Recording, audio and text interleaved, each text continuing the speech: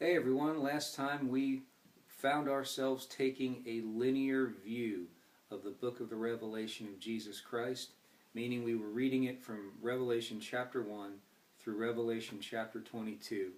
And as we took a linear view at the Revelation, what we found is that the book of Revelation can be broken down into the three major feasts of natural Israel under the Old Covenant. And it also can further be broken down into the 7 sub-feasts within those 3 major feasts. And remember, every single one of these feasts or sub-feasts is really a revelation of the life of Christ within us coming into being. Each of the 7 sub-feasts is a different aspect or element of the Christ nature that is within us being unveiled, uncovered, so that it can shine forth. And so today what I'd like to do is review a little bit of that information and then tie it into some very famous scriptures in Matthew chapter 11, which when combined is going to paint just an amazing picture of the Father's heart and the Father's love toward us, His sons and daughters. So if you remember in Revelation chapter 1, what we start out with is the Feast of Passover. The Feast of Passover is also the Feast of the Sun.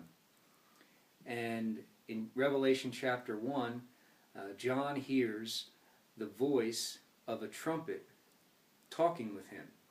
And that trumpet, or horn, was taken from a mature, slain male lamb. It wasn't like a brass trumpet, it was actually a horn from an animal. So Revelation chapter 1, what we see is the slaying of the Lamb. When we move to Revelation chapters 2 and 3, and again, we're looking at the book of Revelation right now simply from a linear view, meaning you read it from Revelation chapter 1 to Revelation chapter 22. There's another view of the book of the Revelation that we'll eventually get into, which also we've been sharing in our public meetings, and that is more of a multi-dimensional view, which I don't have time to get into today. But for the sake of time today, we're going to continue to look at this linear view to bring some things out here, I think, that are amazing. So Revelation 1, we have what signifies or symbolizes the slaying of a mature male lamb with the horn or trumpet speaking to John. Then in Revelation chapter 2 and 3, we would actually move into the second sub-feast of Passover. The second sub-feast of Passover would be the Feast of Unleavened Bread. And what do we see Jesus doing with the church? He's cleaning house in Revelation chapter 2 and 3. During the Feast of Unleavened Bread in Old Testament times, while the Feast of Unleavened Bread was being celebrated, the natural Jews would clean and sweep and dust their homes.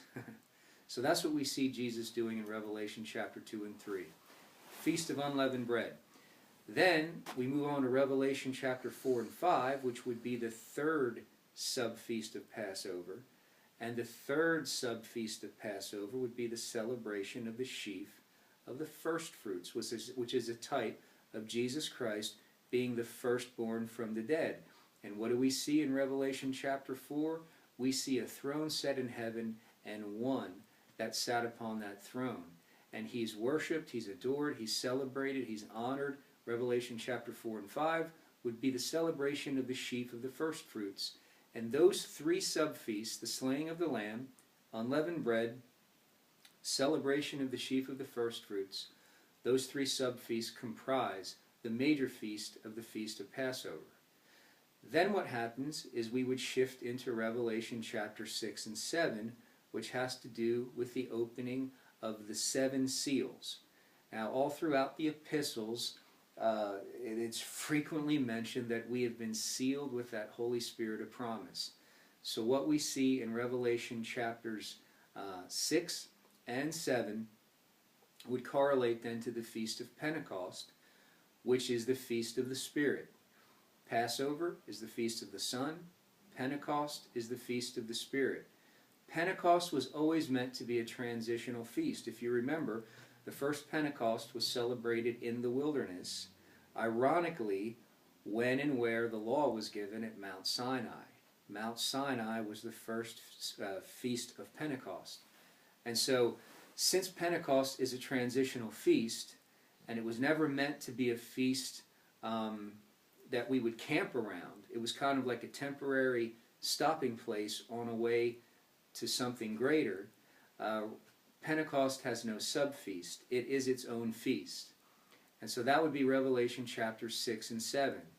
Then, in Revelation chapter 8, we would move into the final of the three major feasts, which is the Feast of Tabernacles. The Feast of Tabernacles is the Feast of the Father, which, true to form, Revelation chapter 8 begins the Feast of Tabernacles with 7 angels who are given 7 trumpets. Under the Old Testament, the Feast of Tabernacles started off with the first sub-feast known as the Feast of Trumpets. So Revelation chapter 8, we see 7 angels being given 7 trumpets, which is very interesting because this means that from Revelation chapter 8 all the way through Revelation chapter 22, those chapters, which basically comprise more than 2/3 of the book of Revelation, is all about the Feast of Tabernacles, which ironically is the Feast of the Father. And I seriously believe, guys, that one of the major reasons why we have not understood the book of Revelation, and there's many, but one of the major reasons why we have not understood the book of the Revelation is because we have really not had a full revelation of the Father. If we understood the Father, if we knew the Father's heart, the revelation should not be a problem. And so, as we summarize all this today, I hope and I pray that what you see as the result of this is a greater picture of the Father's love and His heart toward you and me. So, moving on from trumpets, what we would have here, and I got my timer going, which we're probably going to ignore, which is going to go off here in a few seconds, so we're just going to quiet it before it can get there, hopefully. There we go. So, Revelation chapter 8 will begin with the Feast of Trumpets, which is the first sub-feast of Tabernacles, the Feast of the Father.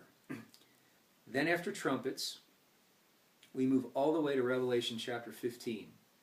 Revelation chapter 15, what we have is 7 angels who are given 7 vials that are full of the 7 last plagues of God. In these vials or bowls, the wrath of God is fulfilled or filled up. And this is an interesting feast because Revelation chapter 15 and 16 really kick off what is known as the Day of Atonement. The Day of Atonement is the second sub-feast of Tabernacles, and we see that coming to fruition in Revelation chapter 15 and 16. Ironically, on the Day of Atonement, the high priest in the Old Testament would take blood into the most holy place, but now that we are post-Calvary, we are now in the age of grace and truth. What we see are 7 angels who are coming out of the temple, bringing bowls or vials of blood with them out of the temple. Wonder how it got there. So this is a New Testament spin on the Day of Atonement. Revelation chapter 15 and 16, second sub-feast of the Feast of Tabernacles, which is the Feast of the Father. And now we move all the way over to Revelation chapter 21. So from Revelation 15 all the way to Revelation chapter 21, we have a type, so to speak, of the Day of Atonement. Revelation chapter 21, guess what? Let me just read it to you. This is just too good to pass up because this is going to make so much sense when we tie it into what Jesus said here in Matthew chapter 11. Matthew chapter 21. Check it out if you have a Bible with you. Revelation 21:1. And again, this is just a linear view, a straight linear view through the book of Revelation. Wait till you see the multi-dimensional one. Revelation 21:1, it says, "And I saw a new heaven and a new earth, for the first heaven and the first earth were passed away, and there was no more sea." Check this out. "I, John, saw the holy city, New Jerusalem, coming down from God out of heaven, prepared as a bride adorned for her husband."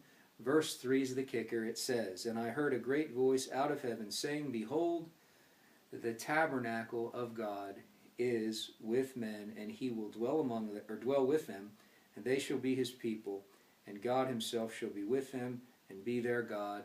Revelation 21 starts the Feast of Tabernacles itself. So the three sub-feasts, rather, within the major feast of the Feast of Tabernacles, you have the blowing of the trumpets, Day of Atonement, and then the Feast of Tabernacles. And since the Feast of Tabernacles is the Feast of the Father, isn't it amazing, in the same chapter, Revelation 21, if you go to verse 7, it says, "He that overcomes shall inherit all things, and I will be his God, and he shall be my son."